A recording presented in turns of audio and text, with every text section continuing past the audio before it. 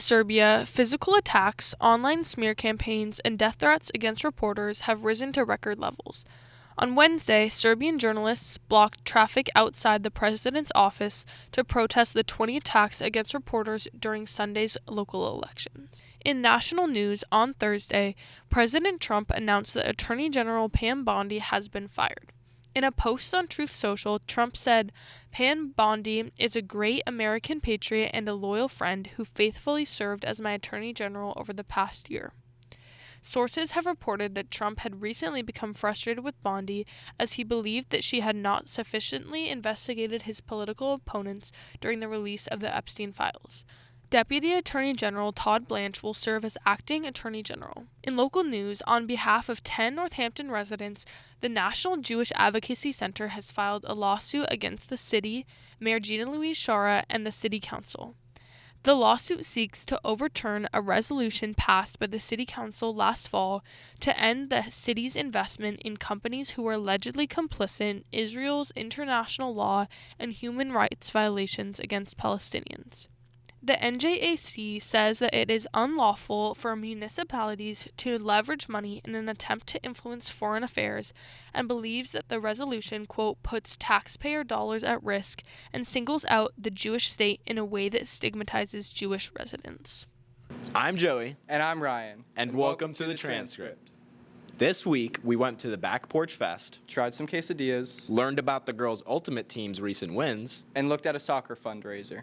The Back Porch Festival is a premier multi-venue American roots music festival held annually in downtown Northampton, Massachusetts, usually in March. It's founded in 2014 and it features over 60 artists across 10 plus different venues, including the Iron Horse and the Academy of Music. Today we interviewed the executive director of the festival and heard what he had to say about this event. Live music is just incredibly important for people in general, to be in a room and to be around other people who are experiencing the same music, and that human connection is really meaningful. And so I think that to have this sort of vibrant downtown and everybody kind of getting together to experience something that's so joyous is really a powerful thing.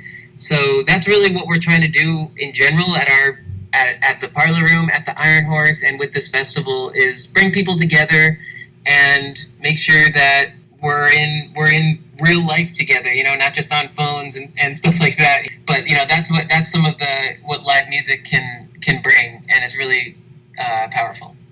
Back Porch Fest was founded by Jim Olson, who is the host of the Back Porch Live radio show on the River on Sunday mornings. And this was the 12th Back Porch Fest. We've been, as the Parlor Room Collective and the Iron Horse has been a nonprofit for the last 3 years. So we've been running this festival with sort of Jim's curation for the last 2 years. The Back Porch Live radio show is featured kind of around Americana and folk artists. So that's where it sort of came from. But I'm With Her was one of the headliners this year, which is a great trio. On Friday night we had Bertha, which is Grateful Drag. It was a Grateful Dead cover band, but in drag. We always are looking to make sure that everybody feels included, and there's something in there for everybody. If you want to check out and learn more about the Back Porch Festival, go to www.backporchfest.com to learn more about the festival. This season, the Ultimate Frisbee varsity team has more underclassmen and fewer seniors than ever before. The team went to national championships last year and has already been invited to states. We interviewed a coach and members of the varsity team to find out more about how this season of Ultimate will be different from others. Ultimate, to me, is community, one that's very open and fun to be in, something I look forward to every day, whether that's practicing or just being with the team. I started Frisbee my spring semester of 8th grade. I played on the JFK Frisbee team. That was really fun. It was a lot of learning how to play, learning how to throw, and then I started doing captain's practices this fall and training throughout the winter. I played in a tournament with the team in the fall. Yeah, that's my experience with Frisbee. A good ultimate Frisbee captain, I think, is somebody that will give you constructive criticism and tell you what you're doing wrong and help you fix it and help you be the best player you can. And we have really good captains on the team. Ultimate Frisbee means to me like a sport that everybody's really nice to each other and people are very competitive at the same time. I started playing at JFK and the team was really small, and it wasn't very consistent. So coming to NHS, having like practices every day, throwing for like 15 to 20 minutes before practice every day has helped me work on my throw, and I think that's really important, and it's really been helpful. The ultimate season has been really exciting. We went to the EULA tournament for the first time ever, which was in Virginia. So we had an early start to the season, which was really fun. We're getting into kind of more of the normal rhythm of the season. What makes a good Frisbee captain is building people up and pushing people and making sure, people feel welcome, but also are working really hard and trying their best to improve for the team. So that the team can excel as best as they can. Ultimate is a really fun sport, and it's also a community, and it's where I've met some of my best friends. So I think it's both like a competitive outlet, and it's just a great group of people, and it's fun and spirited. If you would like to find out more about Ultimate Frisbee, please contact Dave Poole. All Sport Arena in Northampton hosted its All Sport Cup 3v3 soccer tournament on Saturday, March 28th, looking to raise $10,000 for its community scholarship fund. Need-based scholarships are available on a limited basis to players who have a financial need or hardship, which means that paying for participation would cause significant or financial strain or would otherwise be unobtainable. Discounts are available to some players based on need and circumstances that lead to players missing a large number of games. They are not guaranteed and must be requested in advance of the session. This fund is in place to give both youth and adult athletes an indoor venue to play at throughout the cold months. Each year, All Sport distributes roughly $17,000 in scholarships and financial assistance, with a large portion coming from the 3v3 Cup. Previous years have generated approximately $7,000, raising funds to support the people of Ukraine and a Holyoke nonprofit serving local youth.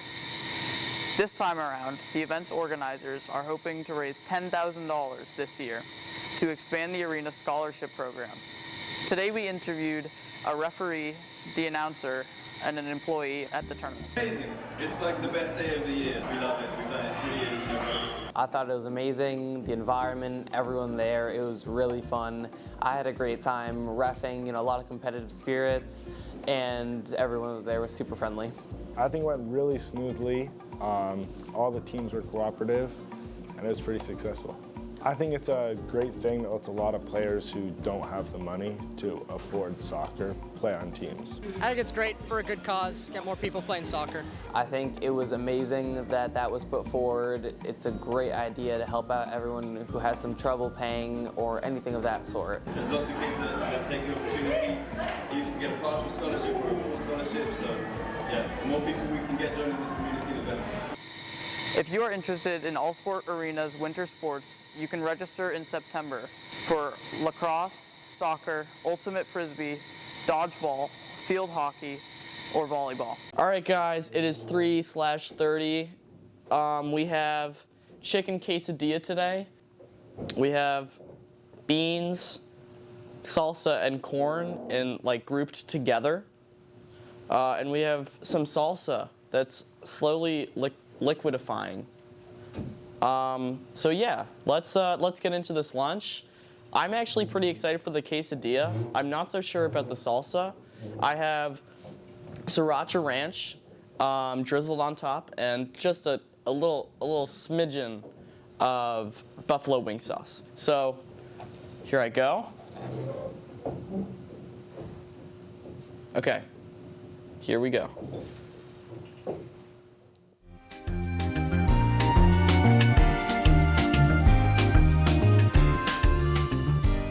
That's actually quite nice.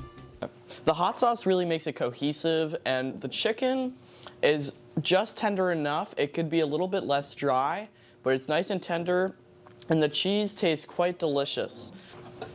The quesadilla is well cooked as well. It's crispy, it's delicious. The only thing I have in mind for this lunch is maybe a little bit more cheese. I think if it was a little bit more cheesy, it would add a little bit of gravitas to the whole situation, if you will. But honestly, I'm a big fan of this lunch. I always have been. If you know me, this is one of the most consistent lunches. It's simple, it's delicious, and who doesn't like quesadillas, honestly? I don't think anybody does not like quesadillas. And for my second bite, I think I'm gonna go into this smorgasbord of corn, bean, and salsa.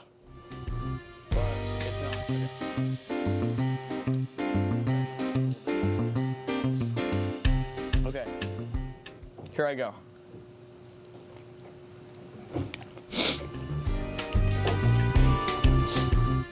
That does make it a little less dry. I think I like it more with that. The only thing though, the beans could be. I think they're a little overcooked. I think the beans are a little overcooked, but yeah, I think I prefer it with that filling, if you will. And the corn is nice. The corn specifically is very nice. Yeah, honestly, I don't hate this lunch. It's not necessarily the best lunch, but I won't say that it's the worst lunch for sure. I think it's right in that middle range, you know?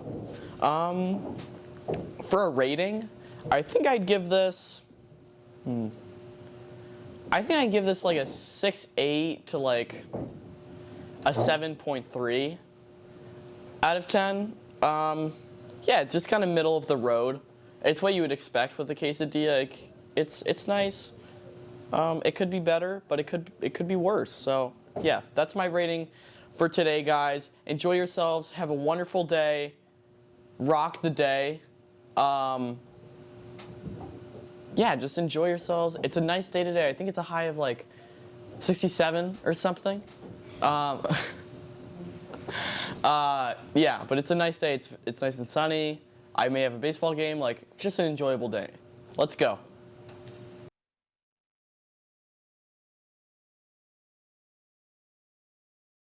Thanks for watching, and see you next week.